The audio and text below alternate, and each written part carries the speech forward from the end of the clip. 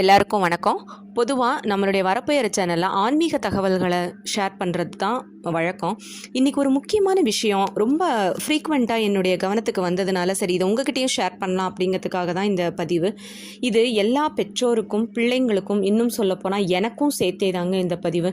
என்கிட்ட பேசின சில பேரண்ட்ஸோட கவலையை பற்றி தான் இங்கே ஷேர் பண்ணலான்ட்டு இருக்கேங்க. இந்த 11th 12th பசங்க ஜாயின் பண்ணிட்டாங்க அப்படின்னா சில வேர்ட்ஸ் எல்லாம் ரொம்ப காமனாக வெளியில் வருதுங்க. ஜேஇஇ, ஐஐடி, நீட்டு, மெயின்ஸு, அட்வான்ஸு, இதை பற்றி தாங்க சொல்லலான் இருக்கேன். இல்லை, எனக்கு ஒரு விஷயம் புரியலை. நம்மளை சுற்றி இருக்கிறவங்கெல்லாம் எந்த ட்ராக்கில் ஓடுறாங்களோ அதே ட்ராக்கில் தான் நாமளும் ஓடணுமா? நமக்குன்னு ஒரு ட்ராக் இல்லையா? ஒரு விஷயம் உண்மைதாங்க. எல்லாரும் சொல்கிறது என்னென்னா, ஜேஇஇ படித்தா, நீட்டு படித்தா அவன் வாழ்க்கை செட்டில் ஆகுங்க, அவன் நல்லா இருப்பான், பின்னாடி அவனுக்கு இந்த லைஃபே வேறு பாதையை மாற்றி கொடுக்கும், நல்லா இருப்பான், அவன் நிறைய சம்பாதிக்கலாம், ஃபினான்ஷியலி அவன் ஸ்டேபிளாக இருப்பான். ஆமாங்க, உண்மைதான், மறுக்கவே இல்லை. அவங்க வாழ்க்கை பாதையவே மாறும். ஆமாங்க, உண்மைதான், மறுக்கவே இல்லை.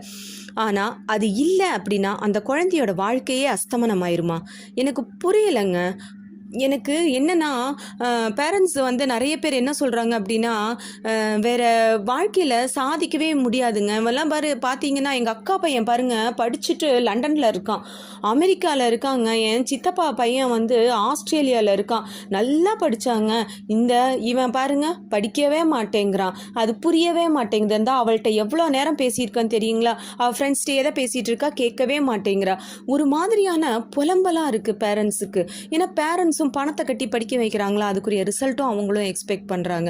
ஆனால் யாருமே அந்த குழந்தையினுடைய டேலண்ட் என்ன அப்படிங்கிறத அனலைஸ் பண்ணுறாங்களா? இன்ஃபேக்ட் அந்த குழந்தையுமே சேர்த்தே சொல்கிறேன், அந்த பசங்களுமே தன்னுடைய டேலண்ட் என்ன அப்படிங்கிறத அனலைஸ் பண்ணுறாங்களான்னு எனக்கு தெரியலைங்க. இந்த ஐஐடி, ஜேஇஇ, நீட்டு இது இல்லைன்னா அவங்க வாழ்க்கையை சாதிக்கவே முடியாததாக ஆயிருமா? எனக்கு புரியவே இல்லை. காலையில் 8 மணிக்கு பார்க்குறேங்க, ஸ்டூடெண்ட்ஸ் ஓட ஆரம்பிக்கிறாங்க. 7:30 8 மணிக்கு பசங்க ஓட ஆரம்பித்தா நைட்டு 9 மணிக்கு தாங்க ஓட்டம் நிற்கிது.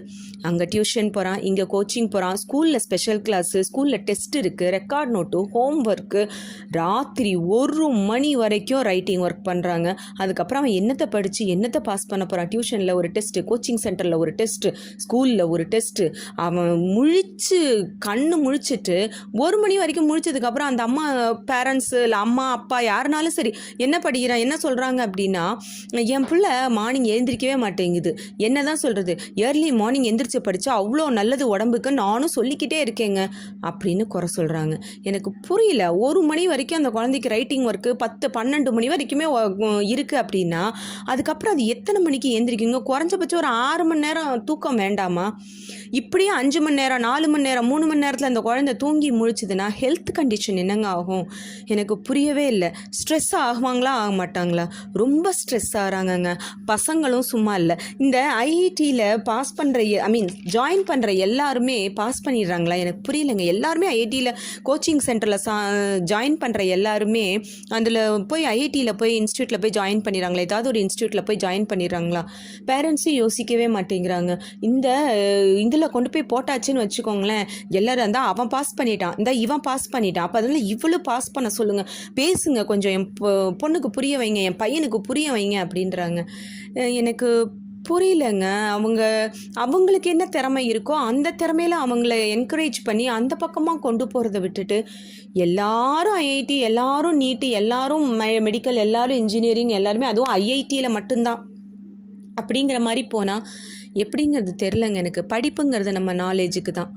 அவங்களுக்கு எந்த ஃபீல்டில் இன்ட்ரெஸ்ட் இருக்குதுன்னு பாருங்கள், எந்த ஃபீல்டில் ஷைன் ஆவான்னு பாருங்கள், அதுக்கு ஏற்ற படிப்பை அவனுக்கு கொடுங்க. நிறைய பெற்றோர்கிட்ட கூட இப்போ மாற்றம் இருக்குது. இன்னும் சில பேர் பண்ணிகிட்டு இருக்காங்க, அவங்களுக்காகத்தான் இது. பசங்களும் சரிங்க, நம்ம ஃப்ரெண்ட்ஸு இங்கே போகிறாங்க, அதனால நானும் அங்கே போகிறேன். அந்த கிளாஸில் டாப்பர்ஸ் எல்லாம் எங்கே போகிறாங்களோ அதுதாங்க சரியான ட்ராக்கு. இது ஒரு ட்ரெண்ட் அப்படி ஒன்று செட் ஆகிருக்குங்க. கிளாஸில் டாப்பர்ஸ், அந்த ஸ்கூலில் டாப்பர்ஸ் எல்லாம் என்ன பண்ணுறாங்களோ அதுதான் சரியான வழி. அதை தவிர்த்து வேறு வழியே கிடையாது. அந்த வழியை விட்டுட்டோம் அப்படின்னா நம்ம உருப்படாமல் போகிறோம். இது என்ன மாதிரியான ட்ரெண்டுன்னு எனக்கு தெரியலைங்க. அந்த முடிவுக்கு வர்றது சரியானும் எனக்கு தெரியல. கொஞ்சம் குழந்தைங்க கிட்ட உட்காந்து பேசினா அந்த குழந்தை குழந்தைங்களுடைய டேலண்ட் என்னன்னு பெற்றவங்களுக்கும் புரியும், பிள்ளைங்களுக்கும் புரியும். இந்த பசங்க பேஷனில் இருக்கிற பசங்க போய் சேர்ந்து படித்து மார்க் வாங்கிட்டாங்க. ஆனால் நம்மளால் அதை மார்க் வாங்க முடியல அப்படின்னா அந்த பசங்க ரொம்ப இன்ஃபீரியராக ஃபீல் பண்ணுறாங்க. ரூமுக்குள்ளே போய் கதவை சாத்திக்கிறது என்ன, பேச மாட்டேங்கிறது என்ன, சாப்பிட மாட்டேங்கிறது என்ன, ரொம்ப அழுகிறது, தூங்குறது, மொபைலில் அடிக்ஷன் ஆகிறது, அப்புறம் லேப்டாப்பில் கேம் விளையாடுறது எல்லாம். என்னோட லேப்டாப்பே கேமிங் லேப்டாப் அப்படின்னு சொன்ன ஸ்டூடெண்ட்ஸ் எல்லாத்தையுமே எனக்கு தெரியும், பெருமையாகவே சொல்கிறாங்க. அவ்வளோ எம்யூனிட்டிஸ் குழந்தைங்களுக்கு நம்ம பண்ணி கொடுக்குறோம். அப்புறம் படிக்கலைன்னு ஒரு குறை வேறு. அப்புறம் படிக்கலைன்னா என்ன பண்ணுறோம் அப்படின்னா ரிவர்ஸில் என்ன பண்ணுறோம் அப்படின்னா அந்த மொபைலு லேப்டாப்பு எல்லாத்தையும் அவங்ககிட்டருந்து பிடுங்கிறது.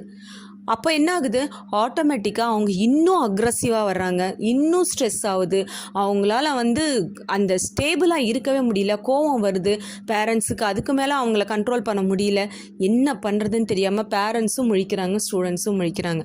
நான் என்ன சொல்கிறேன் அப்படின்னா, உங்களுக்கு ரியலாகவே பேஷன் இருந்துச்சுன்னா ஐஐடியில் நான் படிக்கணும், என்னுடைய கோல் என்ஐடி, என்னுடைய கோல் இது இன்ஸ்டியூட், என்னுடைய கோல் அந்த இன்ஸ்டியூட் அப்படின்ற மாதிரி இருந்துச்சுன்னா தயவு செஞ்சு ப்ளீஸ் உங்களுடைய ஹார்ட் ஒர்க்கை ஃபுல்லாக போட்டு கண்டிப்பாக உங்கள் கெப்பாசிட்டி லெவலை இன்க்ரீஸ் பண்ணி அதில் போய் உங்களுடைய இதை அச்சீவ் பண்ணுங்கள், உங்களுடைய டார்கெட்டை அச்சீவ் பண்ணுங்கள்.